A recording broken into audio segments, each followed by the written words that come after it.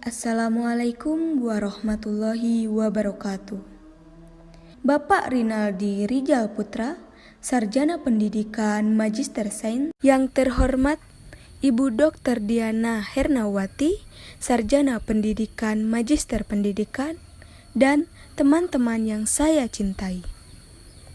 Kami dari kelompok 2 dengan anggota Siti Aisyah, NPM 192154017, Resa Kefira Mustikasari, NPM 192154025, dan Epi Nurul Bariyah Muhtar, NPM 192154107.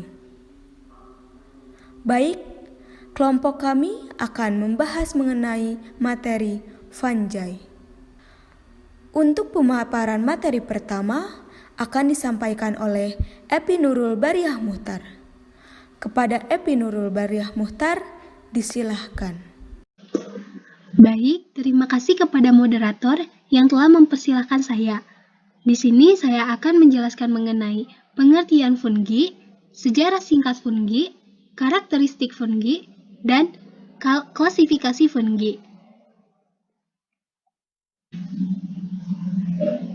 Fungi berasal dari kata Yunani, spongos, yang mengacu pada struktur makroskopis dan morfologi jamur. Ilmu yang mempelajari khusus tentang fungi atau jamur ini adalah mikologi. Sejarah singkatnya, sebelum dikenalkan metode molekuler untuk analisis filogenetik, dulu fungi dimasukkan ke dalam kerajaan atau kingdom tumbuhan. Karena fungi memiliki beberapa kemiripan dengan tumbuhan, yaitu tidak dapat berpindah tempat, serta struktur morfologi dan tempat hidupnya juga mirip. Seperti halnya tumbuhan, kebanyakan fungi juga tumbuh di tanah dan pada jamur membentuk tumbuh buah yang kadang-kadang menyerupai tumbuhan seperti lumut. Fungi sekarang dianggap sebagai kerajaan tersendiri, berbeda dari baik tumbuhan maupun hewan yang tampaknya telah berpisah sekitar 1 miliar tahun lalu. Karakteristik yang membedakannya dengan tumbuhan adalah fungi tidak memiliki kloroflas untuk fotosintesis dan merupakan organisme heterotrof sehingga memerlukan senyawa organik bagi sumber energinya. Sedangkan karakteristik yang membedakannya dengan hewan adalah fungi mempunyai dinding sel dan vakuola. Fungi bisa bereproduksi secara seksual ataupun aseksual. Oleh karena itu, untuk mengamati kebingungan tersebut, para ahli terdahulu menempatkan fungi pada kingdom tersendiri dengan melihat karakteristiknya yang unik tersebut. Kemudian, adapun karakteristik fungi yaitu yang pertama eukariotik, karena sel penyusunnya telah memiliki membran inti. Kemudian yang kedua, umumnya multiseluler, ada juga yang uniseluler. Yang ketiga, bersifat heterotrof. Jamur merupakan organisme yang cara memperoleh makanannya dengan mengabsorpsi atau menyerap nutrisi dari lingkungannya.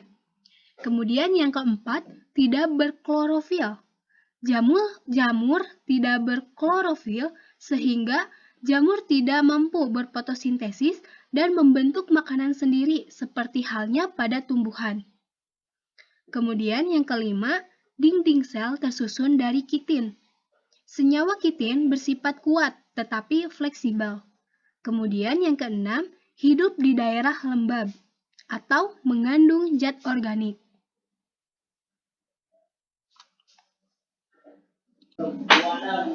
Untuk pembahasan selanjutnya mengenai struktur fungi multiseluler. Berikut ada tayangan video. Tahukah kamu bahwa bercak kehitaman pada roti tersebut adalah kumpulan dari sel hidup? Dan inilah waktunya kita untuk mengulas hal tersebut. Bercak kehitaman pada sepotong roti itu adalah jamur atau panjai. Fungus adalah istilah untuk kumpulan beberapa jenis jamur. Kita bisa mengelompokkan mereka menjadi organisme mikroskopis dan organisme makroskopis. Apakah artinya organisme mikroskopis?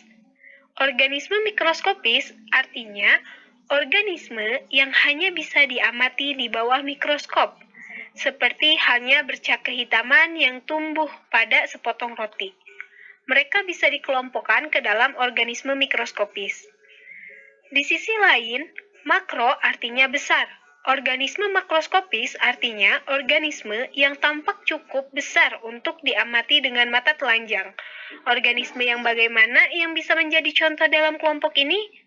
Jamur mushroom yang memiliki tudung juga bisa menjadi contoh dalam kelompok ini.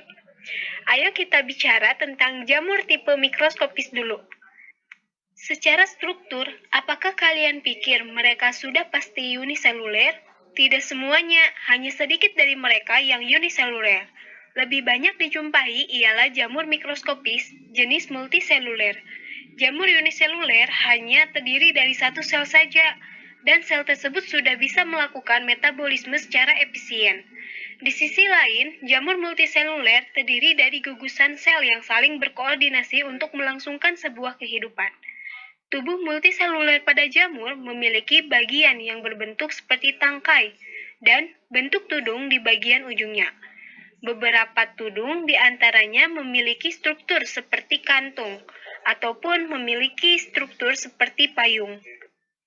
Di bagian tudung ini memiliki peran khusus. Di bagian tersebut terdapat titik yang dapat tumbuh berkecambah membentuk tubuh jamur yang baru. Kemudian, pada bagian tangkai ini terdiri dari rangkaian tipis yang panjang. Filamen ini terdiri dari sel-sel yang merangkai tubuh jamur. Filamen-filamen ini saling berhubung. Secara saintifik, filamen tunggal ini dinamakan hyphae, sedangkan kumpulan filamen dinamakan hypha. Filamen-filamen ini berkumpul membentuk jaringan, dan jaringan ini kita sebut sebagai miselium. Apakah miselium ini merupakan sekumpulan dari hifa? Kita juga bisa menyebut kalau tubuh jamur terdiri dari miselium. Miselium telah membentuk bagian tangkai tubuh jamur dan bagian akar jamur. Beberapa jamur memiliki hypha yang bersekat. Bagian sekat-sekat ini bisa kita sebut sebagai septa dan septum untuk sekat tunggal. Hypha yang bersekat itu bisa kita sebut sebagai septa hypha. Berikut tampak bahwa jenis hypha yang satu ini tidak memiliki sekat. Hypha tidak bersekat ini bisa kita sebut sebagai asepta hypha. Dengan nama lain yaitu Cyanositike hypha. Apa yang kamu pikirkan setelah mengetahui jenis-jenis struktur hypha? Apa pentingnya bagi kita? Apa mungkin berkaitan dengan fungsinya? Kedua jenis struktur hypha pada jamur akan membantu pada berbagai hal, salah satunya pada proses penyerapan nutrisi. Hypha ini akan mengeluarkan enzim yang akan mencerna makanan di luar tubuhnya. Setelah dicerna, akan diserap secara langsung oleh hypha. Jika hypha yang tidak bersekat, maka bisa langsung disalurkan ke seluruh tubuh. Sedangkan pada hypha yang bersekat, hypha ini memiliki pori kecil yang akan memilih nutrisi yang masuk pada hypha. Pada hypha mengandung sitoplasma dan berbagai organel yang penting.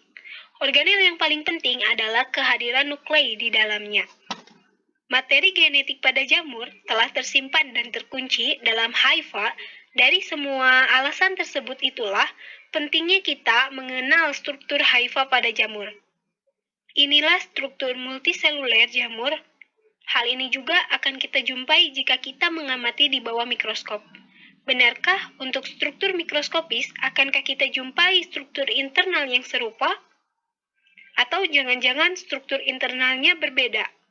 Coba kita pikirkan. Untuk struktur makroskopis juga memiliki struktur internal yang serupa. Tubuh jamur ini tersusun atas miselium yang serupa dengan struktur jamur mikroskopis. Miselium ini tersusun atas rangkaian haifa. Terdapat sedikit modifikasi, namun tidak terlepas dari struktur dasar yang serupa dimiliki oleh jamur mikroskopis. Berdasarkan cara reproduksi seksualnya, fungi diklasifikasikan menjadi 4 divisi. Yang pertama, Chytridiomycota, yang kedua, Zygomycota, yang ketiga, Ascomycota, dan yang keempat, Basidiomycota. Pembahasan selanjutnya mengenai divisi Chytridiomycota. Kata Chytridiomycota berasal dari bahasa Yunani, Chytridion, yang berarti panci kecil. Asal nama ini menggambarkan struktur jamur yang belum mengandung spora. Chytridiomycota atau sering disebut chytrid adalah jamur yang paling primitif dan merupakan organisme peralihan atau penghubung antara jamur dan protista. Para ahli sistematika menggolongkan Chytridiomycota ke dalam kingdom fungi karena memiliki ciri-ciri utama mirip jamur, yaitu cara memperoleh makanan secara penyerapan, dinding sel terbuat dari kitin, dan memiliki beberapa enzim yang dimiliki fungi. Selain itu, para ahli sistematika molekuler juga membandingkan urutan protein dan urutan asam nukleat Chytridiomycota, yang telah menemukan bahwa Chytridiomycota termasuk ke dalam golongan jamur. Divisi ini kebanyakan uniseluler, namun beberapa jenis multiseluler. Dinding selnya tersusun atas senyawa kitin. Memiliki hipa senositik, yang berarti tidak bersekat dan berinti banyak. Chytridiomycota melakukan perkembangbiakan secara aseksual dengan membentuk zoospora berinti satu dan berplagel yang muncul di ujung belakang. Plagel merupakan salah satu ciri kingdom protista. Chytridiomycota adalah salah satu anggota kingdom fungi yang memiliki flagel atau bulu cambuk seperti pada filum flagellata pada kingdom protista, yaitu filum protozoa. Kemudian, divisi ini sebagian besar merupakan organisme akuatik. Beberapa contoh jamur yang termasuk divisi Chytridiomycota yaitu Synchritium endobioticum, di mana spesies ini merupakan patogen pada umbi kentang yang menyebabkan umbi berbintil-bintil. Kemudian contoh lainnya yaitu Olphidium vitae, merupakan parasit pada tanaman pisia. Kemudian divisi Zygomycota. Nama Zygomycota berasal dari jenis perbanyakan diri seksual, terutama pada pembentukan zigospora. Zigospora terjadi karena peleburan dua gametangium yang menghubungkan kedua hipa induk seperti jembatan penghubung. Ciri-ciri divisi ini yaitu hidup di darat, terutama pada daerah yang lembab. Hipanya bersifat senositik, artinya hipanya tidak bersekat dan memiliki inti yang banyak. Reproduksi seksual dengan khusus konjugasi antara dua hipa yang menghasilkan zigospora. Kemudian, septa hanya terdapat pada sel untuk reproduksi. Beberapa contoh jamur yang termasuk divisi Zygomycota ini yaitu Murcor mucedo, di mana hidup sebagai sapropit pada sisa tumbuhan dan hewan, misalnya kotoran hewan dan roti busuk. Dari miselium pada substratnya muncul benang-benang tegak dengan sporangium pada ujungnya. Sporangium ini berisi spora. Jika sporangium sudah matang, akan pecah sehingga spora akan tersebar keluar. Spora akan tumbuh menjadi miselium baru. Kemudian contoh lainnya yaitu Rhizophus stolonifer, di mana akan menyebabkan pada roti bercak-bercak hitam. Terima kasih kepada Epi Nurul Bariah Muhtar yang telah memaparkan materinya. Pemaparan materi selanjutnya akan dijelaskan oleh saya sendiri, Resa Kevira Mustikasari. Ascomycota.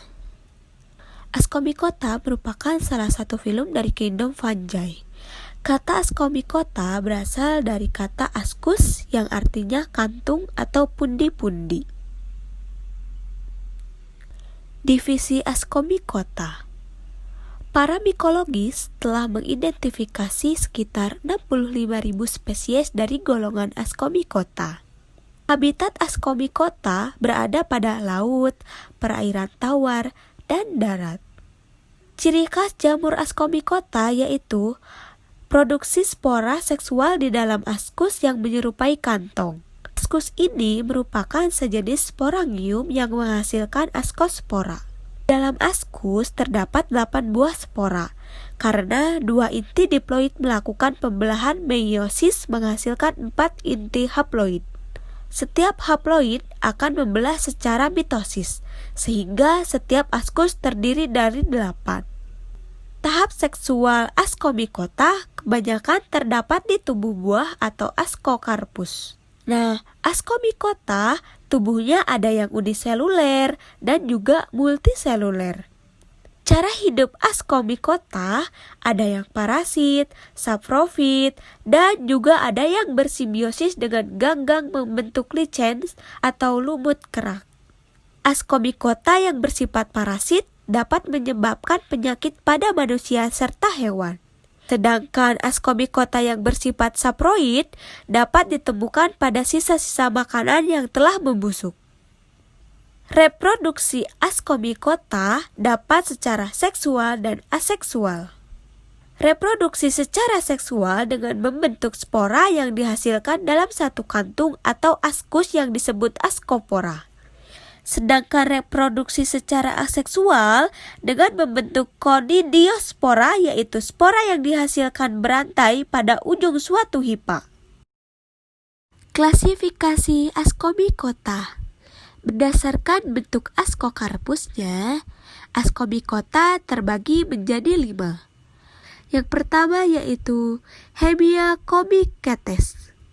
Kelompok jamur ini tidak membentuk ascorcarp, tidak mempunyai hifa. Tubuhnya terdiri dari sel bulat atau oval yang dapat bertunas, sehingga terbentuk rantai sel atau hipa semu. Asci tidak terbungkus di dalam atau pada tubuh buah. Contoh Hemiacomycetes yaitu Saccharomyces. Yang kedua yaitu Flexomycetes.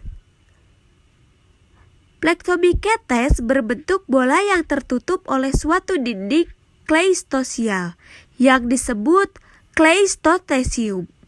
Contoh dari Flexomycetes yaitu Uncinula flecuosa atau jamur Basidiomycota. Basidiomycota berasal dari kata basidium, yaitu suatu tahapan diploid dalam daur hidup. Basidiomycota berbentuk seperti gada. Divisi Basidiomycota. Basidiomycota memiliki hipa yang bersekat, dan Basidiomycota seringkali disebut panjai gada. Basidiomycota memiliki tubuh buah atau biasa disebut basidiokrap. Basidiomycota memiliki tubuh buah atau biasa disebut basidiokrap yang bentuk tubuhnya seperti payung yang terdiri dari bagian batang serta juga tudung. Pada bagian bawah tudung itu tampak layaknya lembaran-lembaran atau bilah yang merupakan sebuah tempat terbentuknya suatu basidium. Basidiomycota hidupnya saprofit, parasit, dan mutualisme. Saprofit yaitu Basidiomycota memperoleh makanan dari materi organik yang sudah mati atau sampah. Dapat mengeluarkan enzim pencernaan yang dapat mengolah materi organik menjadi lebih sederhana. Sedangkan parasit yaitu Basidiomycota memperoleh makanan langsung dari inangnya dan hidup sebagai parasit di dalam tubuh inang. Perkembangbiakan Basidiomycota bisa secara aseksual maupun seksual. Secara aseksual biasa dilakukan dengan conidium, pertunasan, dan fragmentasi miselium. Dan secara seksual bisa dengan cara basidiospora yang dibentuk oleh basidium. Basidiomycota memiliki miselia dikariotik berumur panjang dan juga memiliki tahapan diploid sementara. Karakteristik jamur Basidiomycota. Tubuh buah atau Basidiokrap Basidiomycota bermacam-macam. Antara lain, yang pertama, Basidiokrap berbentuk seperti piala atau Chiatus. Contohnya pada Chiatus striatus. Yang kedua yaitu Basidiokrap berbentuk seperti kuping atau auricula. Contohnya Auricularia auricular. Yang ketiga yaitu Basidiokrap berbentuk payung dan memiliki pembungkus atau volva. Contohnya Pleurotus ostreatus dan jamur kancing. Yang keempat yaitu Basidiokrap berbentuk seperti kulit mengkilap atau Ganoderma.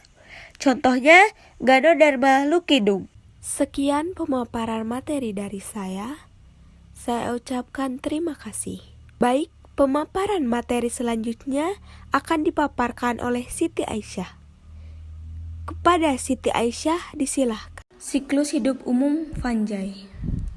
Jamur berkembang biak dengan spora yang dihasilkan secara aseksual atau seksual. Hifa yang khusus sebagai penghasil spora menghasilkan spora haploid atau kromosom tidak berpasangan. Jika kondisi lingkungan memungkinkan, jamur menghasilkan banyak spora secara aseksual. Spora terbawa angin atau air, mendarat di tempat yang lembab, kemudian berkecambah. Miselium membentuk suatu badan penghasil spora yang bersifat haploid. Siklus aseksual menghasilkan mitospora, dan siklus seksual menghasilkan meiospora. Meskipun kedua jenis spora tersebut diproduksi oleh miselium yang sama, bentuknya sangat berbeda dan mudah dibedakan. Fase aseksual biasanya mendahului fase aseksual dalam siklus hidup, dan mungkin sering berulang sebelum fase seksual muncul. Reproduksi seksual pada jamur terdiri dari 3 tahap berurutan, yaitu plasmogami, karyogami, dan meiosis. Kromosom diploid dipisahkan menjadi 2 sel anak, masing-masing berisi 1 set kromosom atau keadaan haploid. Plasmogami, perpaduan 2 protoplas, menyatukan 2 inti haploid yang kompatibel. Pada titik ini, 2 tipe inti hadir dalam sel yang sama, tetapi nukleusnya belum menyatu. Karyogami menghasilkan fusi inti haploid dan pembentukan inti diploid.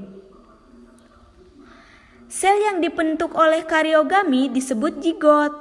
Pada kebanyakan jamur, zigot adalah satu-satunya sel di seluruh siklus hidup yang diploid. Keadaan dikariotik yang diakibatkan oleh plasmogami seringkali merupakan kondisi yang menonjol pada jamur dan dapat berlangsung secara beberapa generasi. Pada jamur bagian bawah, karyogami biasanya segera mengikuti plasmogami. Namun, pada jamur yang telah berkembang, karyogami dipisahkan dari plasmogami. Setelah karyogami terjadi, meiosis atau pembelahan sel yang mengurangi jumlah kromosom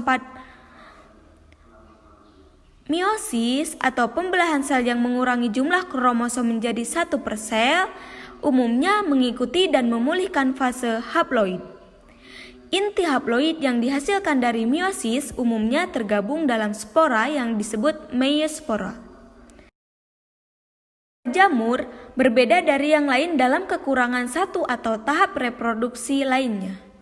Misalnya, beberapa jamur berkembang biak hanya secara seksual, kecuali untuk fragmentasi, yang umum terjadi pada kebanyakan jamur. Sedangkan yang lain berkembang biak hanya secara aseksual. Sejumlah jamur menunjukkan fenomena paraseksualitas, di mana proses yang sebanding dengan plasmogami, karyogami, dan meiosis terjadi. Namun, proses ini tidak terjadi pada waktu tertentu atau pada titik tertentu dalam siklus hidup organisme. Akibatnya, varisexuality dicirikan oleh prevalensi heterokariosis dalam miselium, yaitu kehadiran, berdampingan, inti dari genetik yang berbeda komposisi.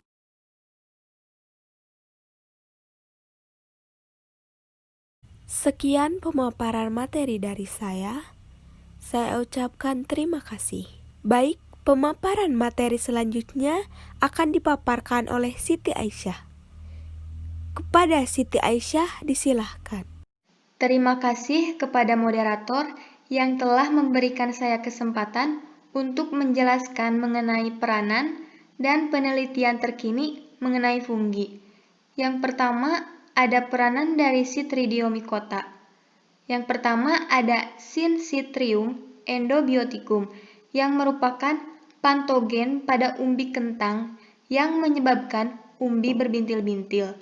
Yang kedua ada Hizopidium kosi yang merupakan parasit pada ganggang Spirogyra. Yang ketiga ada Physoderma zeamaidis yang merupakan penyebab noda pirang pada jagung. Yang keempat ada Phytophthora infestans yang merupakan parasit pada tanaman kentang. Yang terakhir ada Batrachosystrium dendrobatidis yang menyebabkan Chytridiomycosis pada amfibi sehingga dapat menurunkan jumlah populasi bahkan kepunahan. Yang kedua, ada peranan dari Zygomycota. Yang pertama ada spesies Rhizopus oryza yang berperan dalam pembuatan tempe, dan yang kedua ada Rhizopus nigricans yang berperan dalam pembusukan pada makanan. Yang ketiga ada Mucor javanicus yang berperan dalam pembuatan tape. Yang keempat ada spesies Mucor mucedo yang berperan dalam mengurai kotoran hewan. Yang terakhir ada Pilobolus sp yang berperan dalam pengurai kotoran hewan. Selanjutnya ada peranan dari Ascomycota. Yang pertama ada spesies Neurospora crassa yang berperan dalam pembuatan oncom. Yang kedua ada Saccharomyces cerevisiae yang berperan dalam pembuatan roti dan minuman beralkohol. Yang ketiga ada Saccharomyces ellipsoides yang berperan dalam pembuatan wine. Yang selanjutnya ada Saccharomyces tuak yang berperan dalam pembuatan tuak dari air buah nira. Yang selanjutnya ada Aspergillus suenti yang berperan dalam pembuatan kecap. Dan yang terakhir ada Morcella esculenta dan Sarcospha coccinea yang digunakan untuk dimakan. Yang selanjutnya ada peranan dari Basidiomycota. Yang pertama ada jamur tiram atau Hiratake, spesiesnya Pleurotus sp yang digunakan sebagai bahan dasar masakan dan makanan ringan. Jamur tiram ini sumber protein nabati yang tidak mengandung kolesterol dan mencegah timbulnya penyakit darah tinggi dan jantung, serta mengurangi berat badan dan diabetes. Yang kedua, ada jamur kancing atau Campignon, spesiesnya Agaricus bisporus. Jamur ini segar, bebas lemak, bebas sodium, serta kaya vitamin dan mineral, seperti vitamin B dan potasium.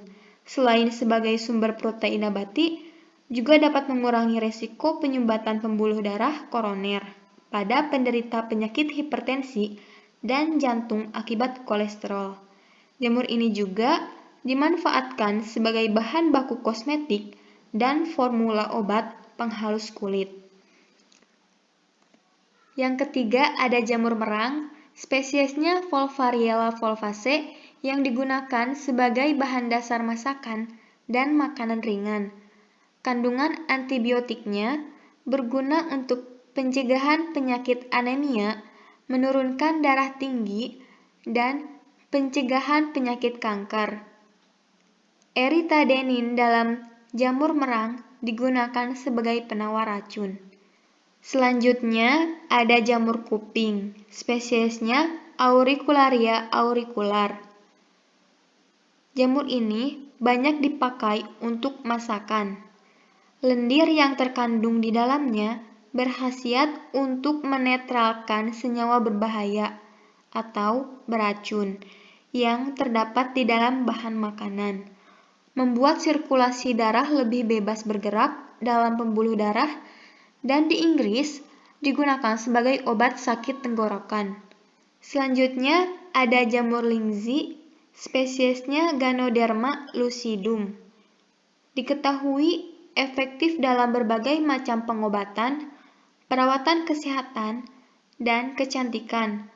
Salah satu kegunaannya untuk mengurangi diabetes. Berkhasiat menurunkan kolesterol darah dan mengencerkan darah, menghambat pertumbuhan sel kanker, meningkatkan kekebalan tubuh, mempercepat pemulihan stamina setelah sakit, dan meningkatkan kadar oksigen terlarut dalam darah. Selanjutnya, jamur shiitake, spesiesnya Lentinula edodes. Jamur ini biasanya digunakan sebagai bahan makanan. Spora shiitake dikenal dapat meredakan efek serangan influenza, menghambat pertumbuhan sel kanker, leukemia, dan rematik. Enzim-enzim yang terkandung di dalam jamur dapat memproduksi asam amino tertentu yang mampu mengurangi kadar kolesterol dan menurunkan tekanan darah, serta dapat menghambat pertumbuhan sel virus. Dan selanjutnya ada jamur enokitake yang biasanya kita kenal dengan jamur enoki. Spesiesnya Flammulina velutina. Jamur ini banyak dipakai untuk masakan. Jamur ini juga mengandung banyak protein dan beberapa vitamin seperti vitamin B serta mineral. Jamur enokitake juga mengandung senyawa flammulin yang merupakan senyawa anti kanker dan tumor, serta berfungsi sebagai penurun tekanan darah dan juga penurun kolesterol. Yang selanjutnya ada penelitian terkini dari funggi. Yang pertama ada keanekaragaman jamur di Cagar Alam Gunung Mutis, Kabupaten Timur Tengah Utara, Nusa Tenggara Timur. Jamur makro yang terdapat di dalam kawasan Cagar Alam Gunung Mutis yaitu berjumlah 340 individu dari 17 spesies. Tingkat keanekaragaman jamur yaitu 1510 yang menunjukkan tingkat keragaman yang tinggi. Yang kedua, ada eksplorasi dan identifikasi jenis-jenis jamur kelas Basidiomycetes di kawasan Bukit Jimbaran, Bali. Di sana ditemukan sebanyak 20 spesimen jamur kelas Basidiomycetes. 18 spesimen teridentifikasi sampai tingkat spesies. 2 spesimen belum teridentifikasi sampai tingkat gen atau spesies. Habitat jamur-jamur tersebut paling banyak ditemukan pada tanah serasah dan pohon atau batang lapuk. Yang ketiga, ada inventarisasi jamur makroskopis di Cagar Alam Nusa Kambangan Timur, Kabupaten Cilacap, Jawa Tengah. Di sana ditemukan 17 spesies jamur makroskopis dari 2 divisi, 7 ordo, dan 11 famili. Kelas Basidiomycota ditemukan paling banyak dari ordo Polyporales, serta divisi Ascomycota ditemukan dari ordo Pezizales. Jamur banyak ditemukan pada pohon mati dan sersah di sekitar daerah aliran sungai yang memiliki kelembaban tanah yang tinggi serta intensitas cahaya yang rendah. Yang keempat, ada catatan beberapa jamur makro dari Pulau Enggano, diversitas dan potensinya. Hasil eksplorasi jamur di Pulau Enggano diperoleh 31 jenis jamur makro yang tergolong ke dalam 2 filum, 3 kelas, 9 bangsa, dan 15 suku. 9 jenis diantaranya merupakan catatan baru bagi Pulau Sumatera. Hasil eksplorasi ini akan menambah data distribusi jamur di Indonesia dan menambah koleksi jamur di Herbarium Bogoriense. Terima kasih. Sekian yang dapat saya sampaikan. Saya kembalikan kepada moderator. Terima kasih kepada Siti Aisyah yang telah memaparkan materinya. Baik, cukup sekian pemaparan materi yang kelompok 2 sampaikan. Kurang lebihnya mohon maaf. Terima kasih. Wassalamualaikum warahmatullahi wabarakatuh.